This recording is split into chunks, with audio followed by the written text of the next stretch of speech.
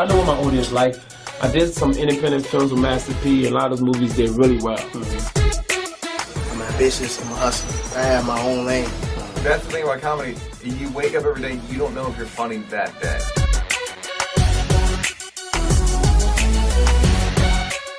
So please welcome to the program. Let's go live, ladies and gentlemen. Mr. Brother Shango and Billy Shaka. I think that's probably the best. Was that close? How was that? Lamont King. Thank you for having me on here, man. The Shango and Billy Shango. See, I was thinking the T was silent. No. But you got my last name perfect. Oh, and Billy Shaka. Yes, sir. Okay, good to have you on. So talk to me. Reawakening the African Genius Mind. So that's my name of the company that I run. I was a teacher for 15 years. And then I decided to open up my own company, understanding that the education program, the school system, the content, the methods, and the aim just weren't working for students. So I came up with a different program, a program in which we certify our teachers to teach in a much more effective and beneficial manner for our students and our children. One of my favorite quotes, Malcolm X, is, only a fool will let his enemy educate his children. Absolutely. And a lot of us are familiar with that. It's in the simplest, plainest terms, easy to understand. Not much you can dispute or debate about it. That's right. But for decades, generations, collectively, we still haven't really done anything about that. No. What do you feel is necessary to reawaken? Well, I agree. I love Malcolm X. Malcolm X changed my life. Of course, reading the autobiography of Malcolm X had a major impact on me around 8th grade. But, what's interesting is a lot of our great scholars like Malcolm and even other ones, like Martin Luther King, warned us against sending our children to our enemies to be educated. So I just want to say a quote real quick from Dr. Martin Luther King that I think people will be surprised about. Dr. King said, "White people view black people as inferior. A large percentage of them have a very low opinion of our race. People with such a low view of the black race cannot be given free rein and put in charge of the intellectual care and development of our boys and girls." He says, "I don't see school integration successfully happening right now and being beneficial. It will be disastrous." That's Dr. Martin Luther King. And you rarely hear the harsh bars coming from King. Exactly. Yeah. 1961, he was considered a terrorist, man. So, Wow. like a lot of our greats, like Muhammad Ali, they don't really value him until after they can't talk anymore. Yeah, absolutely. This virtual situation that we're all in, I feel like it's exposing everybody. It's exposing parents, exposing kids, teachers. It's really exposing teachers in a favorable light because it's showing us how much they have to deal with and how well they are doing with little, right? But to that point, we're seeing that, just the structure of the classroom is really not about making you smarter per se. It's more about teaching these young people how to just function as controlled members of society. And that's it exactly, man. The other thing too is that I want to point out to all your listeners is that the schools are a deficit model.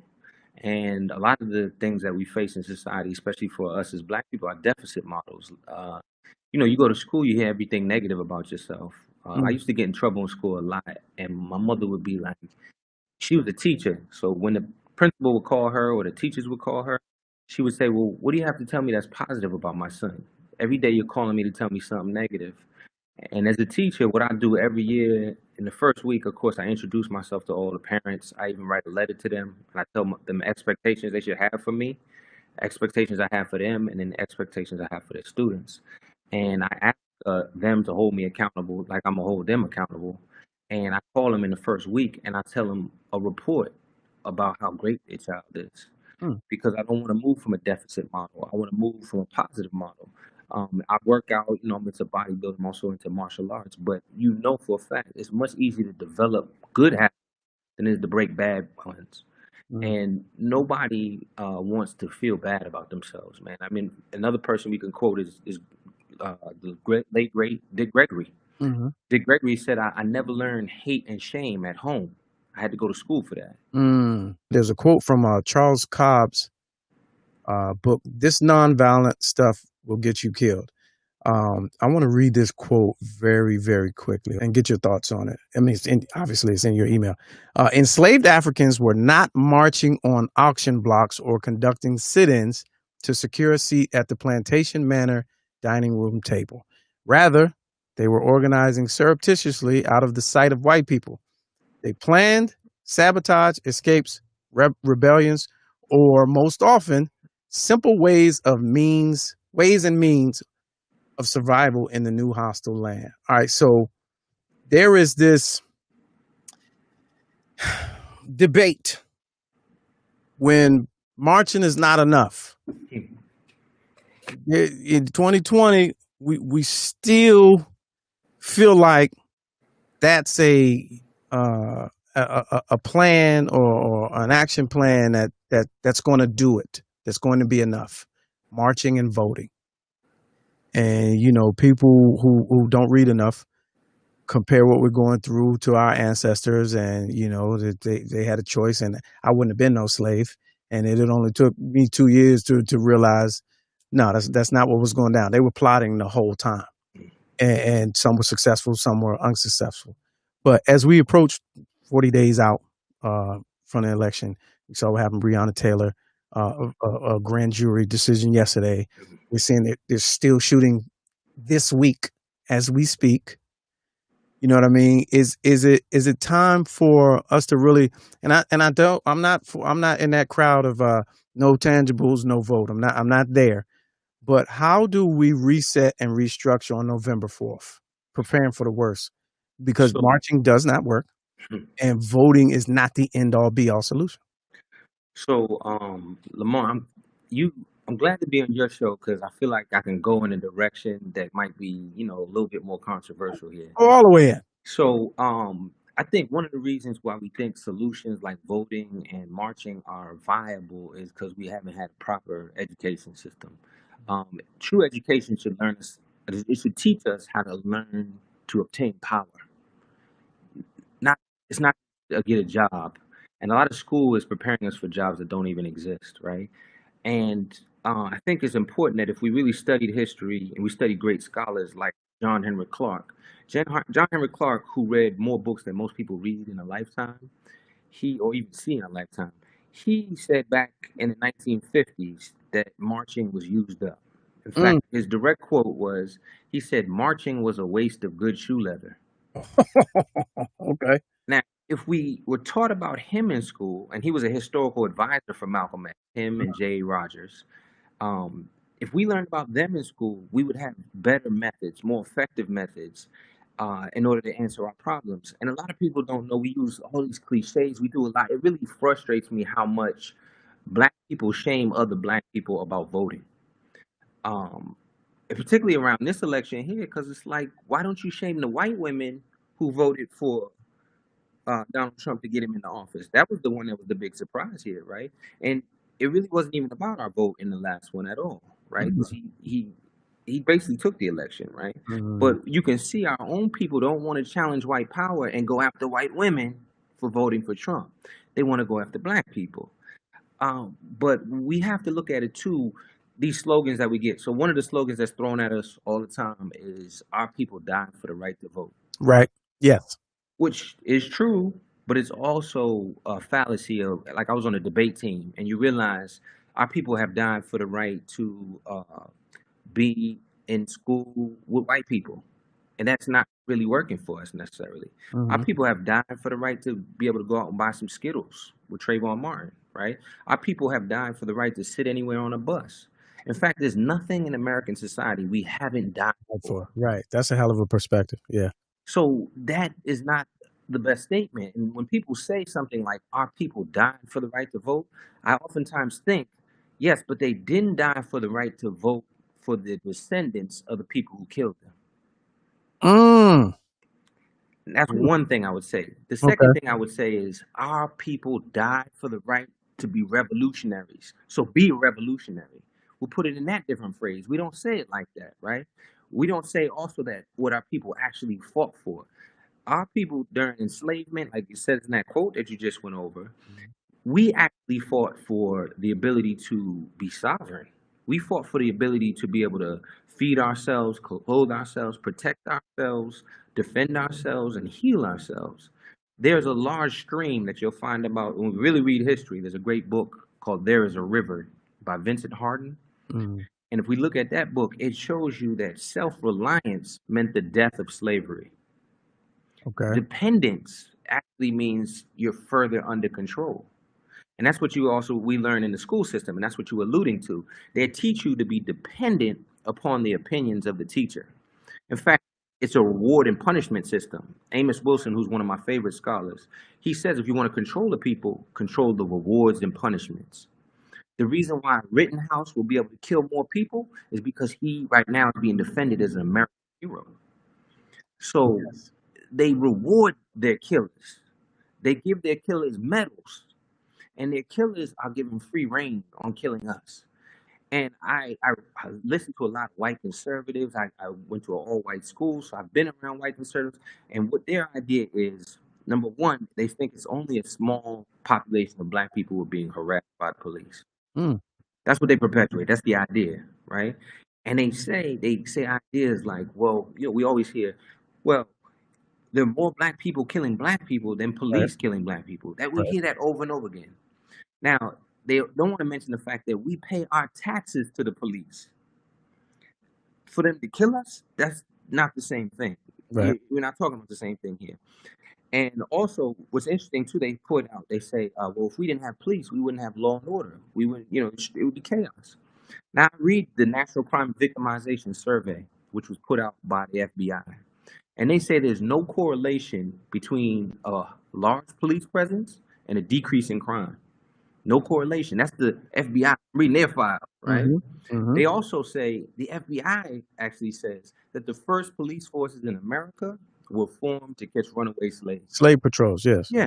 Yeah. And they were called paddy rollers, and they went around in paddy wagons, Mm-hmm. which is the same thing they have today. And if we really look at the prison system, you had Angela Davis wrote a book about prisons obsolete.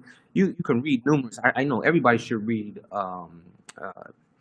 the new Jim Crow, New Jim Crow, by yeah. Michelle Alexander. Uh-huh. And in that, she points out that more black people are in prison today than were enslaved at the height of slavery in 1850. Right.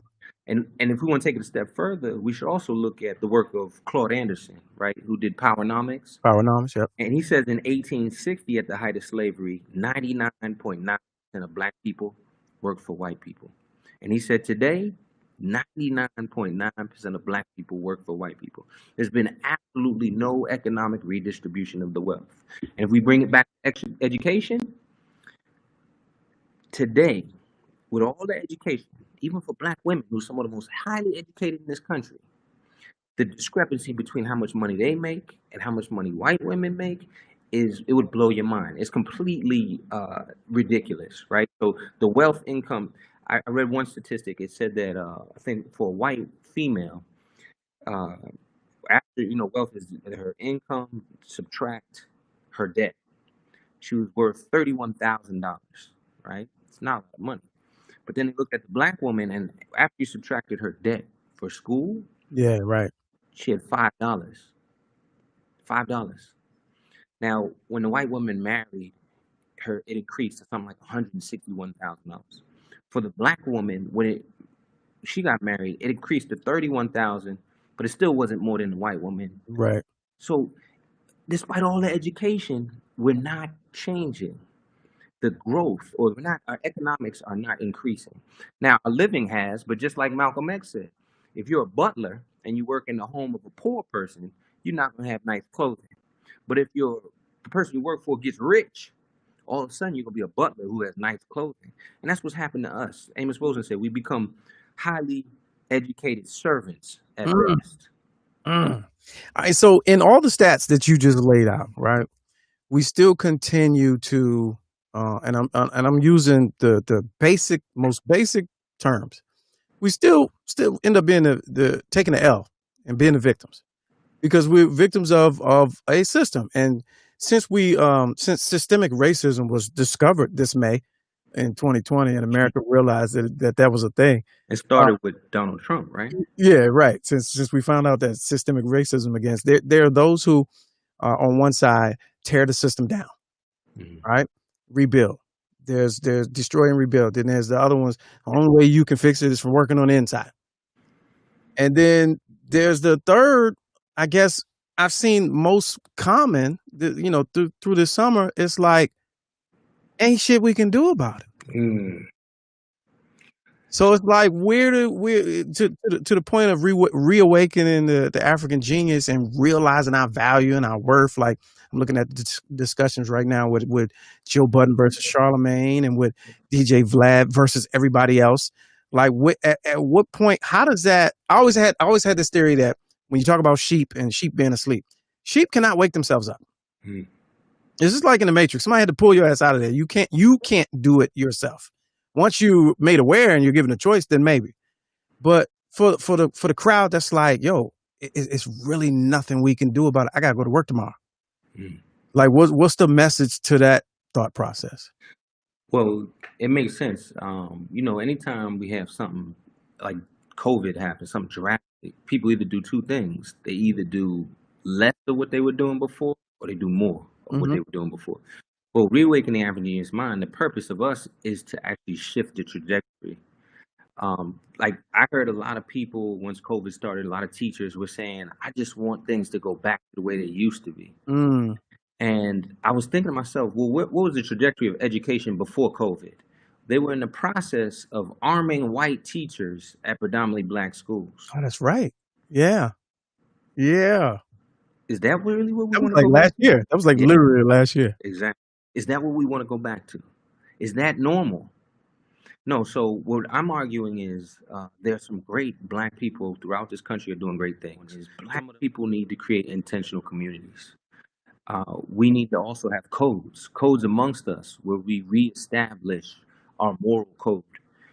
Because there was a time here not too long ago where we were the moral standard. And we need to rebuild that. And that's largely what my new book is about, which is called There Has to Be a Better Way.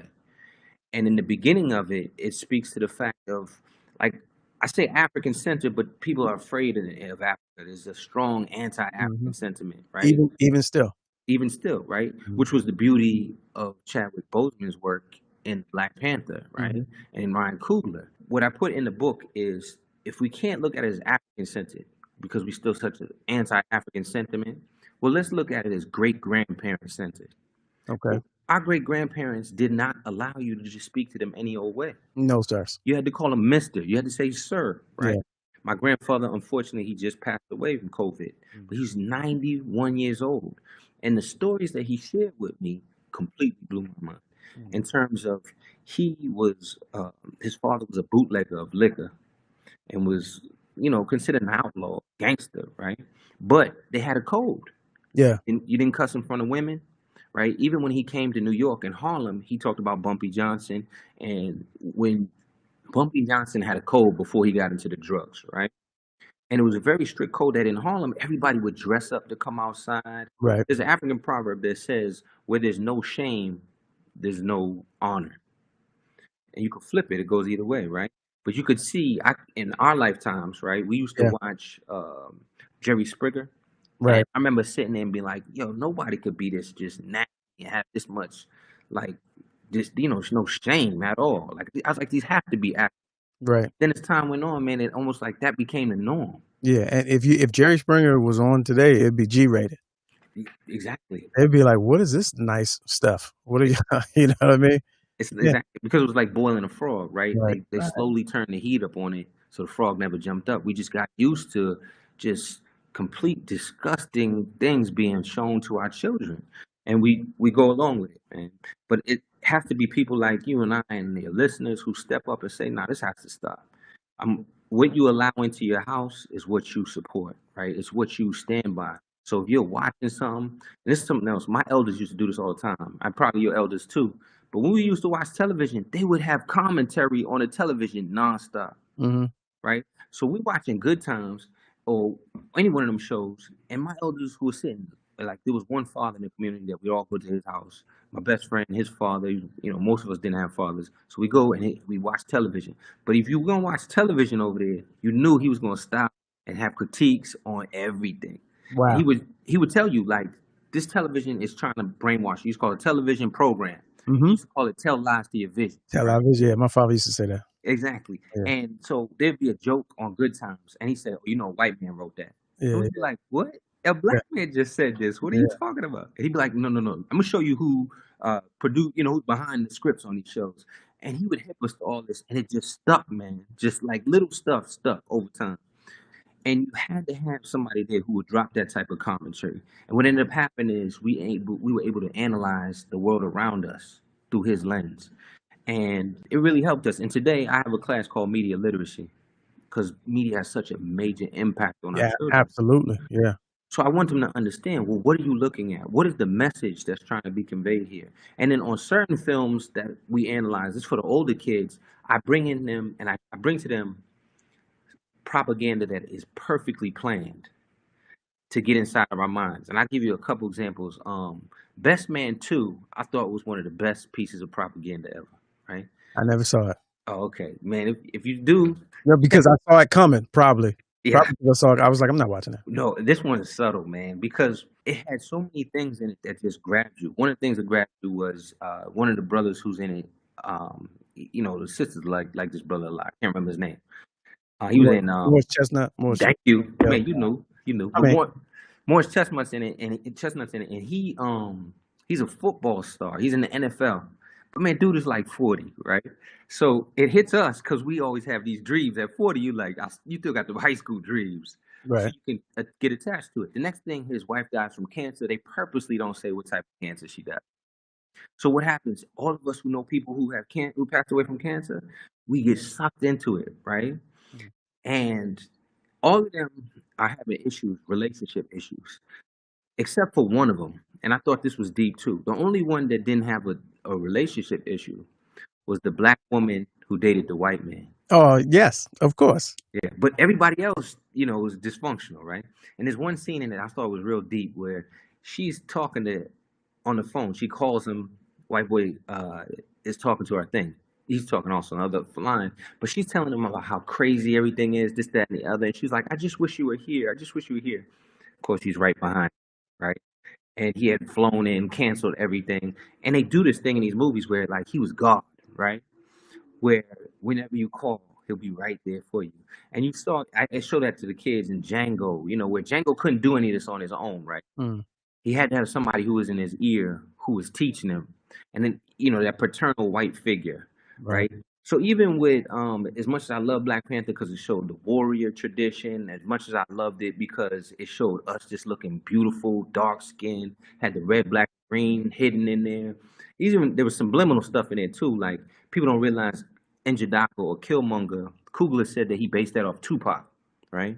Okay. And you could tell even with the glasses he has on when he's in the museum. Okay. And his father is trying to break his mother out of prison, which was supposed to be Afina Shakur or Asada Shakur.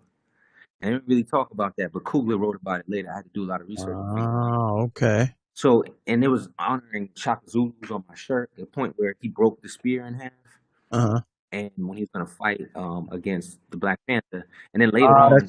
That's right, because he revolutionized that. Yeah. Shaka made Oh, I never. I missed that the set guy was the long spear in the Zulu. Yeah. And the short one that Shaka invented was called the Ikhwa because that was the sound it made when it pulled your guts out. I mean, Shaka was a brilliant war strategist. Yeah. But if you realize too, that was supposed to represent a separation from tradition, which was a theme in the movie. Okay. He breaks it, and then later on in the movie, he's killed by that same spear.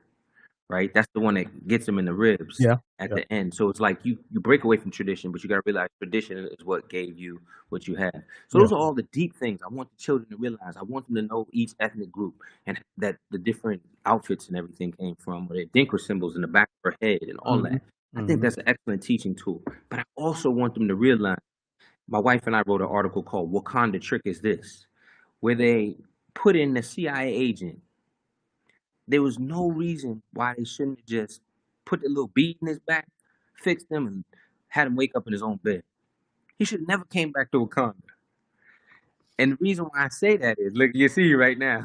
I mean, storyline wise, I think it still fit. I think it still worked. I But mean, the challenge is this. just as an ally. Okay, now check this out. What's the relationship between the CIA and nations in Africa? Of course, yeah, So How now many we know. nations has the Yeah, CIA overthrown in Africa? true story. And if Wakanda is such a brilliant nation, they don't know the history of the CIA destroying Patrice Lumumba. They don't know the story of the CIA destroying Thomas Sankara, or trying to kill and overthrow uh, um, Kwame Nkrumah. They don't know about the CIA's involvement with Amilcar Cabral and Guinea-Bissau and Cape Verde. So, if But if but, you want to be authentic, that's how it happened.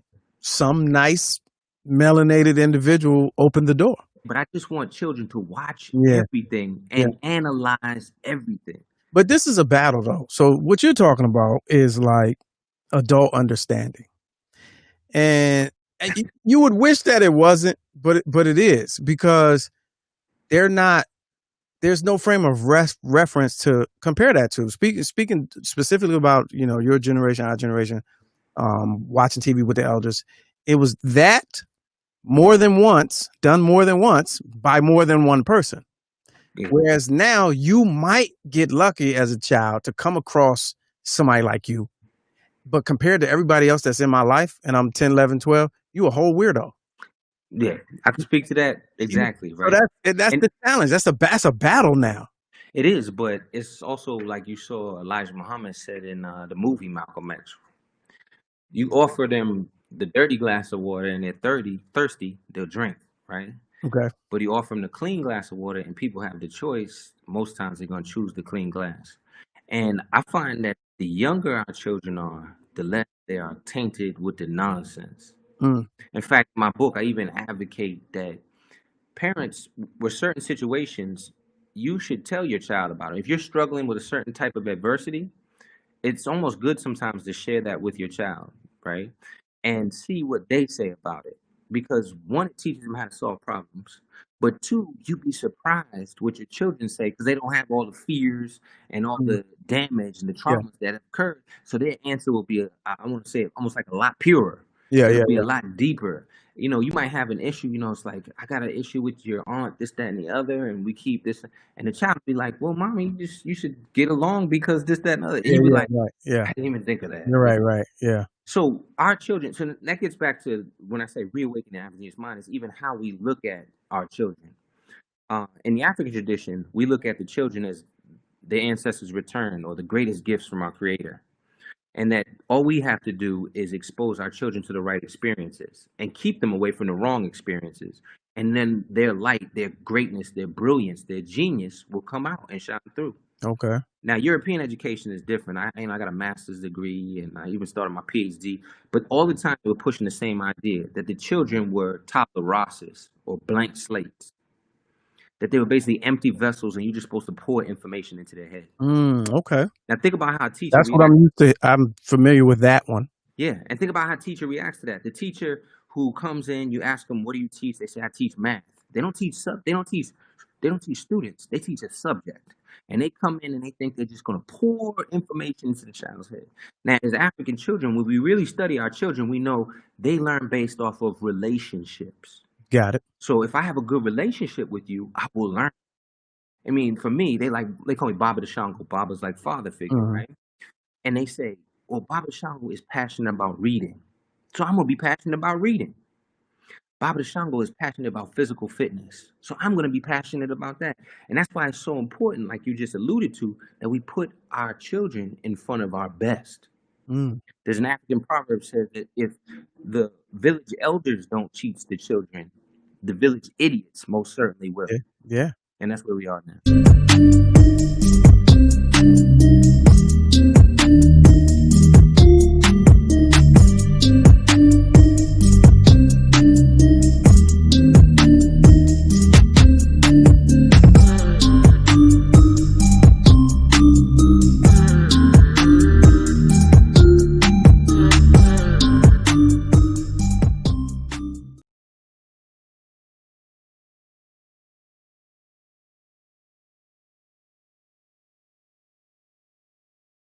I don't care if it is a closet. You still looking mad official.